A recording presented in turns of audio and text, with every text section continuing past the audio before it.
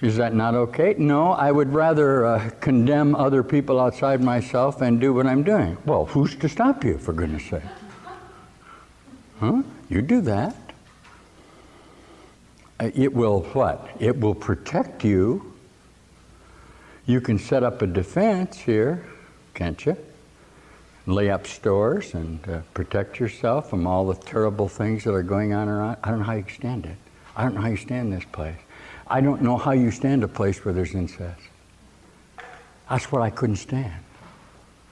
You asked me to justify it. It's not justifiable. But it's not justifiable in any regard. All you did was pick something you would never justify, okay, and look at that purpose of the conflict. Obviously, there are a lot of things that you would look on as justified that many people would not. Isn't this so? Now you're set up in jurisprudence where somehow you're going to have to attempt to equate what is justifiable under what circumstances, and you wonder why there's no justice. You should not judge because why? You cannot. And you say to me, well, I can certainly judge limitedly under the circumstances which I presented, but what's that got to do with the truth? Doesn't that frustrate you? You know what my son says, he's a lawyer. Well, that's okay, that's the best we can do. He says, we'll always do the best we can do under the circumstances, and that's what justice is. I said, you don't know the circumstances. He says, we have precedent. I say, all your precedent is judgment, and it's not so. You keep changing your mind about the precedent all the time. Okay? You keep rewriting history according to the dictates of what you want to be true at this time. Okay? The greatest thing that ever happened to the world was the assassination of Kennedy. And you go, well, that couldn't possibly be true. Why not? No, that couldn't be? Well, yeah, that's true. That's a true statement. It's a good thing that happened, huh? And you say, no, it's a bad thing that happened. If that hadn't happened, now see what you're doing? Will the history of this war be rewritten? It'll be written as soon as it's not expedient with the terms that you're in association with what's happening to you now. That's what you're doing all the time. Why do you have to do that? You're judging your present condition on the past frame of reference, and if it doesn't suit you, you'll make it up differently and change it. Okay? You're your own history. Isn't that funny? But it's not stable. Why? Because it's gone. Can you hear this? If you base your reality on what's gone, you're not here either.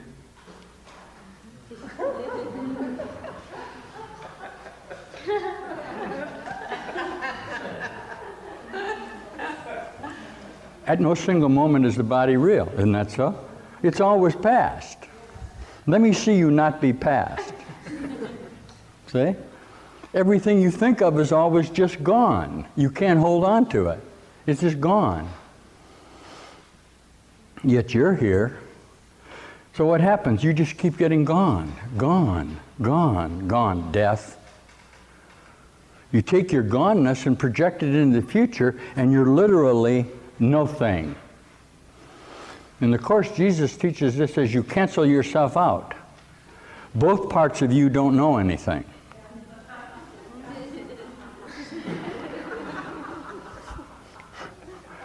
There's a sentence in there that says you cancel. I don't know if you've read that. It's a real lovely, obscure part of the Course. Yeah, you're canceled out. Both the thinker and the object and the subject are not real. Well, what can I do about that? How the hell do I know? Are you satisfied with the condition that you're operating under? You say, well, I think it's going to be all right. How? How's it going to be okay? Well, there's better things coming.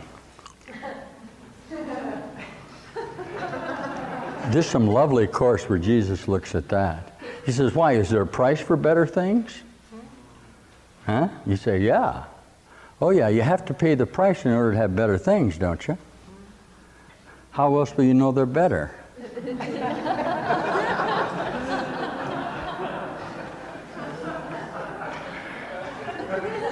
How are you going to know you're happy if you're not unhappy sometimes?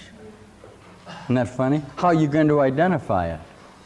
Where's the problem? You're dealing from lack. You have a fundamental insecurity of limitation. That's why you can never be whole. Anything that needs anything is not real. If cause and effect are not apart.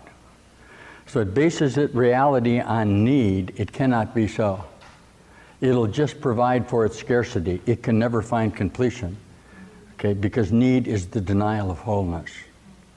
I don't know where you're hearing this, but that's fact. You need nothing. You operate on the presumption that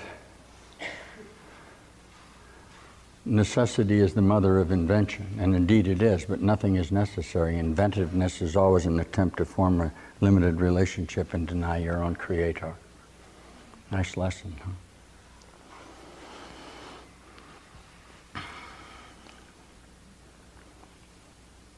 Do you want to keep the idea of that relationship, of that happening? Okay, this war and this incest he spoke of, and your daughter getting killed at the senior prom by a drunk. Awful. Awful.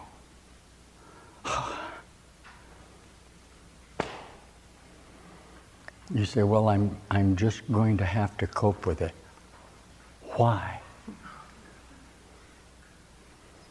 Answer me, somebody. You don't really realize what I'm offering you. Why do you have to cope with the idea that your daughter got killed at the senior prom? Do you wish that somebody else's daughter would have got killed at the senior prom so that yours had been alive because she hadn't got in the car and I told her not to? You wonder why you're guilty? How could you not be guilty? What do I want you to do? I want you to be totally guilty. The only way that you can come to atonement is by the admission of all of this being in association with you. You can't do it any other way. Isn't that okay? Huh? If reality is reality, the observation of it must be false. Okay, you remember this. I'm not trying to take anything away from you. I'm trying to give you things, but you're determined not to take them. By your perception, you subtract yourself from paradise. That's a fact. It's not open to discussion. How could you have a question? The question is that God is real and your association with Him is not. He doesn't need your identification to be what He is. Do you see? Your demands for justification in your own perceptual reality are totally meaningless. They mean nothing. There is no such thing as time. Okay? If you think there is, why not take the moment that there is to see that there's not? How many associations in your definition are ready to hear this message? How the hell do I know? The requirement is that you do, so you stop attacking the reality. Have you been attacking the reality? Certainly. You don't like to read this in the Course. What do you do when you read in the Courses? You're attacking God because you're afraid of Him. Isn't that funny? Yet your mind is whole, isn't it? What do you do when you're inside yourself? Okay, I used to do this all the time. What do you do? Just talk to yourself about this? How do you find a solution to it? I'm curious. This consciousness is finding a solution. He's going to hold on to it somewhere, but there's really no justification for it finally, is there? What would it be? Why would there be death and sickness? Help me. Why? Is it necessary in order to what? I can't get what it is you're trying to do. Do you want to prove that death is real to me? How do you obliviate yourself?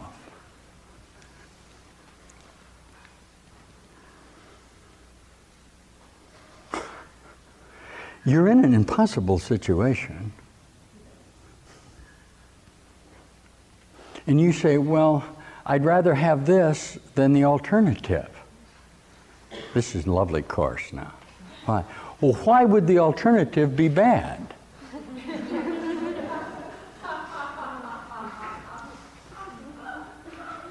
You say, well, at least I have this. You can't take this away from me. This is actually what you do, isn't it?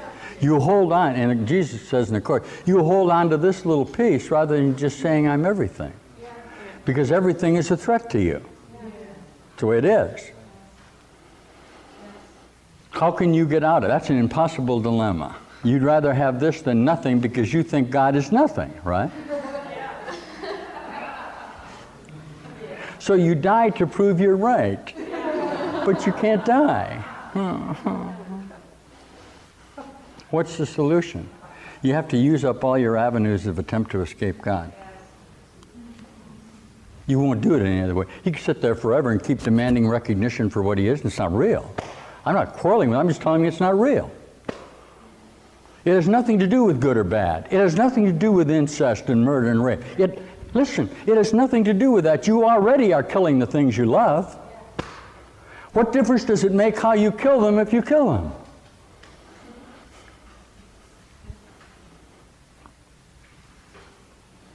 Is this the way Jesus says you identify murder with love? Yeah.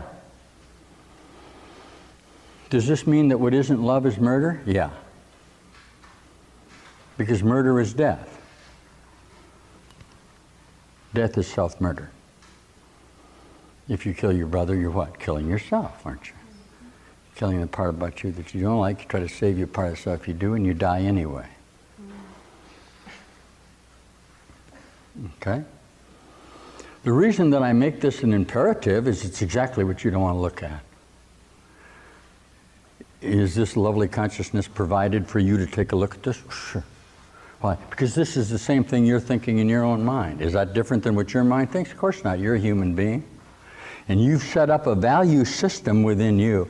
And when I tell you you're under no laws but God's, you positively reject it. It's turning into a tough talk. I don't care. Finally, you're going to have to look at you're causing your own dilemma.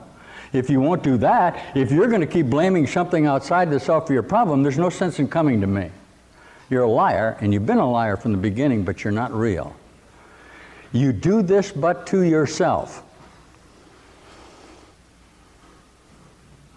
Now, if you can look at it as just a little occurrence, which it is, just a little happening in a limited framework, you won't have any problem with this. I'm going to try this with you. No one knows about this but you. No one knows about this but you. This is just your own turning within yourself. Okay? You're in a dream. This never happened. That ought to eliminate the questions about the incest. If it doesn't, don't come to me. See, I'm giving you now the fact of the matter. If you're determined that this is so, there's no sense in coming to me. There's no sense in doing the Course in Miracles. That'd be senseless. The whole Course, all I'm giving you is what Jesus said, out of body. He tells you that you're not a body, that you've constructed this in your own mind, and that you're what? You're the dreamer of the dream. Why isn't that okay? I always knew I was dreaming here. Somewhere within me, I always knew that this was a dream. Okay? Is this a dream now going on? Huh? Well, what are we going to do in our dream then? Should we talk about grievances and all the terrible things that have happened in our dream? You tell me the things that happened to you, and I'll tell you the things that happened to me. But we're really not communicating. Not really. Okay, evil cannot be shared, Jesus would say. Separation really can't be shared because it's based on not knowing. You see? We can only approximate it and utilize symbols to represent it. Like I'm doing now. Do you see what I'm doing? Would it be better if I didn't speak at all? I don't know. I have to use this devious method because you have constructed this devious method not to know the truth. That's a nice sentence in the Course. Remember where it says that? You speak in these weird tongues in order to keep yourself from seeing the truth. Then you share that limitation as long as you don't have to do a confrontation with your own reality. Then you share the guilt of the terrible things that you and I did together. But it's not real.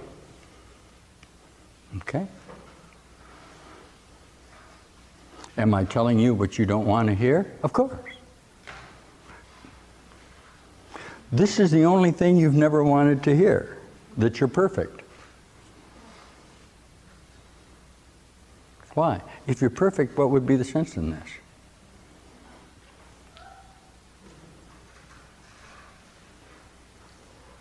So, you told me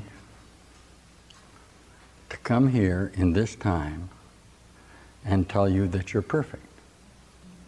And to tell you that you're waiting for yourself later on. Is that true? It would have to be true. Otherwise, what is it you're looking for? See, it would be impossible for you to be searching for heaven without having found it. Wouldn't that be true? Well, I'm here to remind you that you found it. And you'll say to me, well, how did I get back here where I don't remember finding it?